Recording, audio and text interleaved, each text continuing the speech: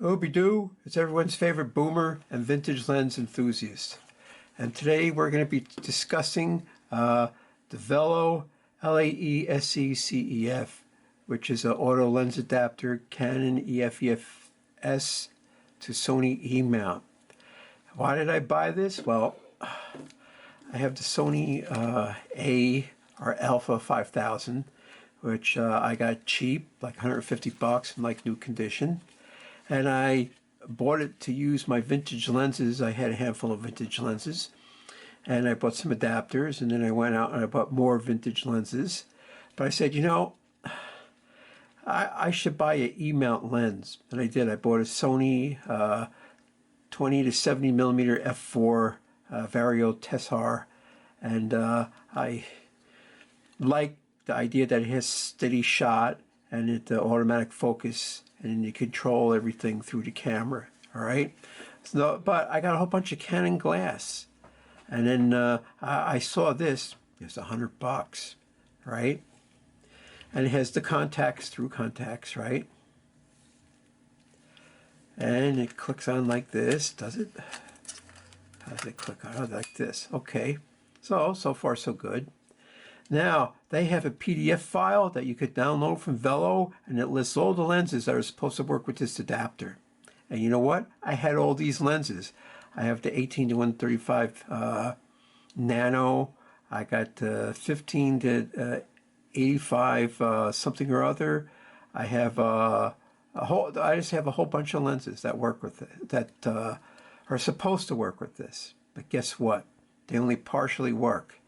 On the wide angle lens end, all the way up to 50 millimeters, and then after 50 millimeters, I get an error message. So I have a Fringer adapter, which goes from Canon EF and EFS to the Nikon Z mount, and that works with every lens I have, a Canon lens I have, and even some non-Canon lenses. But that's a different story for a different review.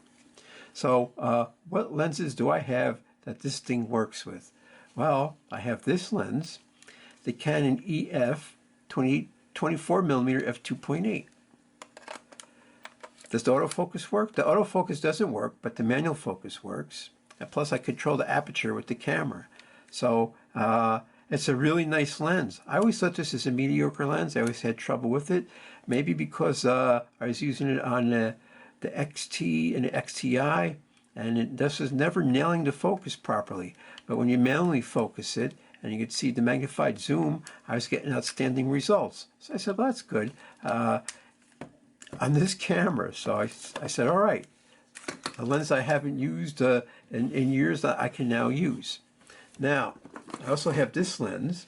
This lens, EFS 18 to 55 millimeter, came with the original Canon Digital Rebel, which is only 6 megapixels. Okay, so this is an ancient lens because they have many iterations of this. Some have IS, and some have STM autofocus. And I think some have ultrasonic autofocus. I don't know what this has. It doesn't say anything. So it's got a plastic mount. Put this on. Guess what? The autofocus works with this thing on this camera. And I could dial in the aperture. And it moves over all the EXIF data into the JPEG when it puts it out. So that's great. Here's a piece of crap lens, which is probably worth 25 bucks, but it works, right? But I have lenses that I paid hundreds of dollars for, and it doesn't work with this. Or it only works from the wide angle end up until 50 millimeters, and then they crap out.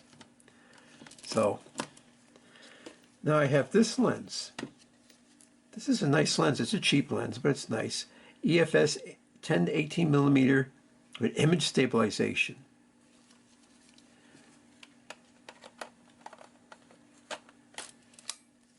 Guess what? This lens works. From 10 to 18, the autofocus works, the image stabilization works. Hey, that's great. These lenses are all on the list, so you would expect them to work, but the ones that are on the list, the other ones, they don't work. So what was the fella supposed to think? I mean, really, what am I supposed to think? Well, it's only cost 99 bucks. Now, this thing only works in bright light. This has it's a weak lens in as much as it's 4.5 to 5.6. Oh, it's STM. Okay. That means stepper motor. So stabilizer works. So you could use it at slow shutter speeds, and you have to if you have a 4.5 to 5.6 max aperture. And autofocus works. So it's a bright light lens, and it does work. And you can walk around, and you don't have to worry about autofocusing. It's a little slow for the, they have like a center square, and it's usually orange or white. And when it turns green, that means you got the autofocus. So let's take this off. This is a fantastic lens. I always thought it was crap or mediocre, but it's fantastic if it's focused correctly. What does that mean? I don't know what to say.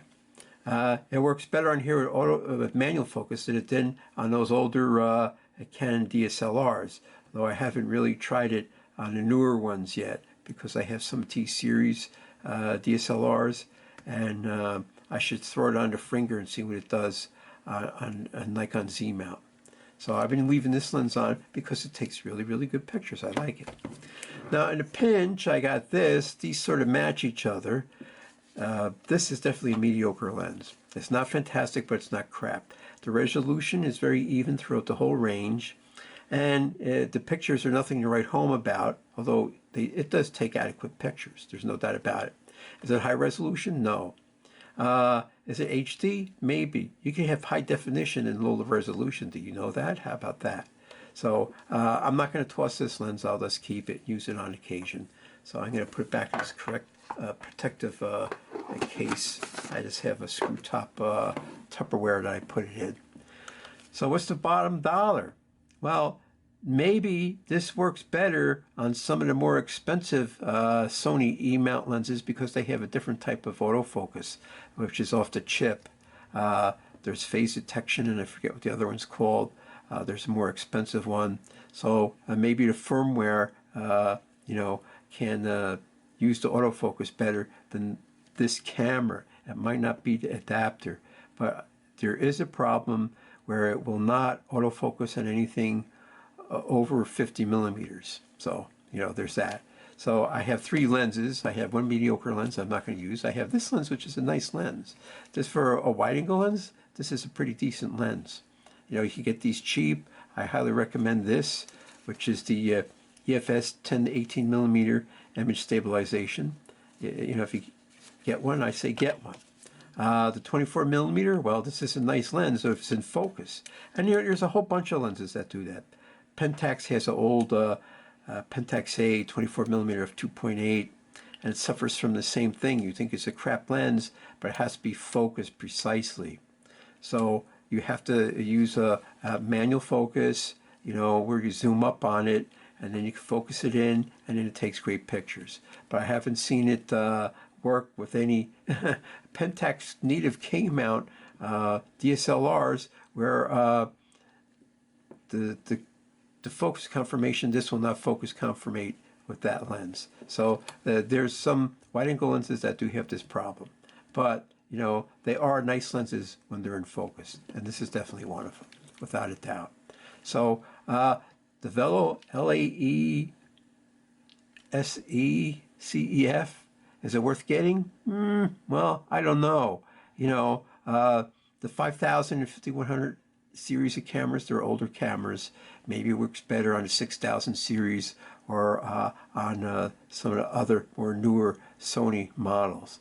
Is it worth returning? No. Since I have three lenses it works with, and I had like three more options, I'm going to keep it. That's all there is to it.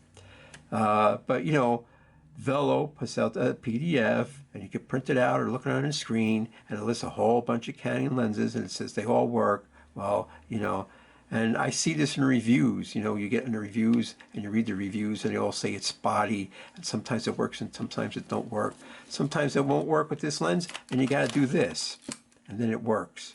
Or sometimes you got to do this, and then it works. So, but this is strictly manual focus, but at least you can control the aperture from the camera. And the same thing with this one. This one, everything seems to work. The stabilization kicks in, and autofocus works in this one. And of course it's only 10 to 18, so there's that. And all right, I like vintage lenses. I like the way vintage lenses look, but you know, it's nice to have the autofocus and the auto diaphragm, without a doubt. The Canon EF 24mm f2.8 is a full frame lens, and I bought it when I had the XT and XTI, which is 8 and 10 megapixels. I was always disappointed with it. Maybe the autofocus wasn't down the focus exactly. And then if you went to manually focus, those earlier digital SLRs, they didn't have any focusing aids in the viewfinder. It's an optical viewfinder. It just had like a flat screen, and you could try and focus, but it was really hard to get fine focus. So even manual focus, you couldn't do it. And the earlier cameras, they didn't have any live mode, so you know, you couldn't magnify anything digitally either. So this lens set fallow for a while, and there's quite a number of times when I thought I would sell it or get rid of it. But I kept it because, I don't know, I think I spent like almost 400 bucks for it. And I had it for, I don't know, 10 or 15 years. So I'm glad I kept it, because now, using the VELLO adapter on the Sony A or A5000, I'm able to manually focus it, which is electronic. I could use the manual zoom function for focusing, and you can nail the focus. So I have to go back and forth a little bit, and but it works, and I get excellent results now. At f8, at 5.6, I'm getting really excellent results, and at f10. So just for that reason, if you have a lens you paid $350 or 400 bucks for, and you never use it, and then you could get results out of it from a $100 adapter, then I guess it's worth it. Plus I have the bonus of a couple of other lenses I could use with that adapter on this camera. Is it beat that, you know, you can't use all these other lenses? Yeah, that's pretty beat. But you know, it's a combination of the lens, the adapter, and the camera. And the adapter has firmware, and the camera has firmware, and what can you say to that? So it's one of those things. Be prepared to return it if you don't like it. It's only 100 bucks compared to, like, if you look at the real smart adapters, they go for 300-400 bucks, and they do work. So if you get one cheap, and you know, you could use some lenses, and then that's great. But then you just have to be aware of that. There's no doubt about it.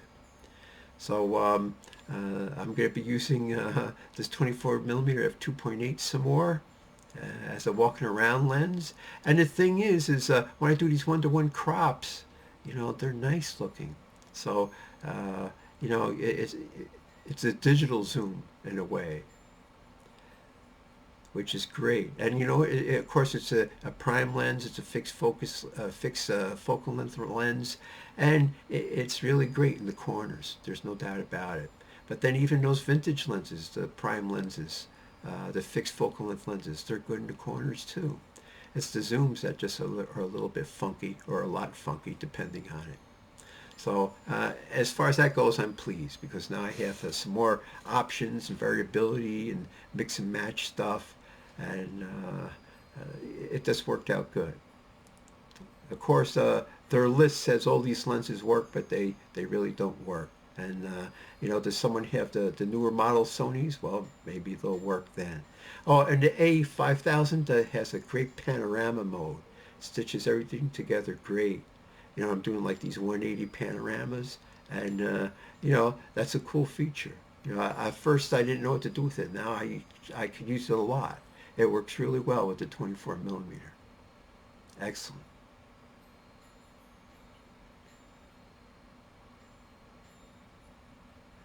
Now look at this lower right-hand, left-hand corner here, how sharp this is.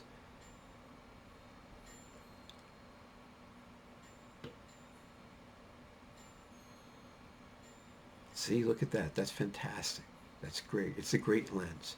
And the only problem was, you know, some cameras don't autofocus good with it. Now here's a picture. You've seen this picture a lot, the trail. And then this is the wide angle view. And then I always took one upper corner, whether it's left or right, and check out this upper corner here. I mean, this is fantastic.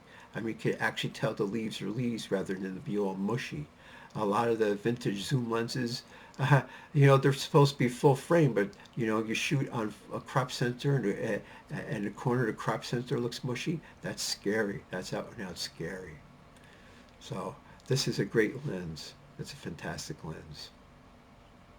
And just think, I thought it was mediocre at best, and now it turns out it's a great lens. I'm glad I kept it.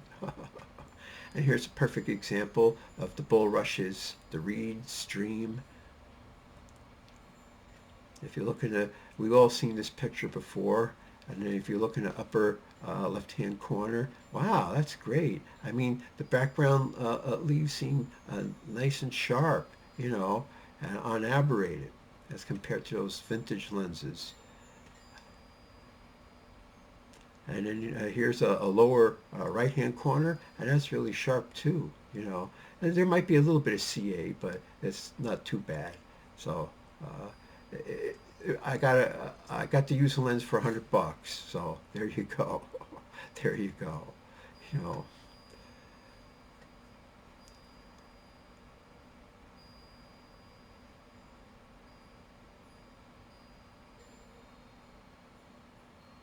The ancient astronauts, you know, they came down, they built all these stoneworks and everything. And why? For what purpose? To think that human beings could do this? Man, if human beings can't do anything except kill each other, it seems. But look at how sharp. This is the upper left-hand corner, and this is one of the sharpest upper left-hand corners out of this series I took. I'm very pleased with it. More ancient astronaut walls, they were busy. You know, the people 100 or 200 years ago could do this. They didn't have the smarts to do that. Or maybe it's 1,000 years old or 10,000 years old. There's no telling how old these things are. I guess you could find some written records and they may say they did it, but a lot of these ancient walls are repurposed. You know, they found them there and they just repurposed them. So I'm very pleased with the outcome of this lens on this camera and the adapter.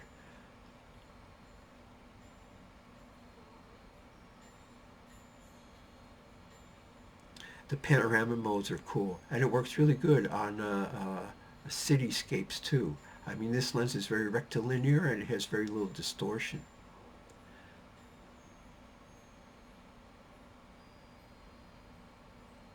Nice and sharp looking.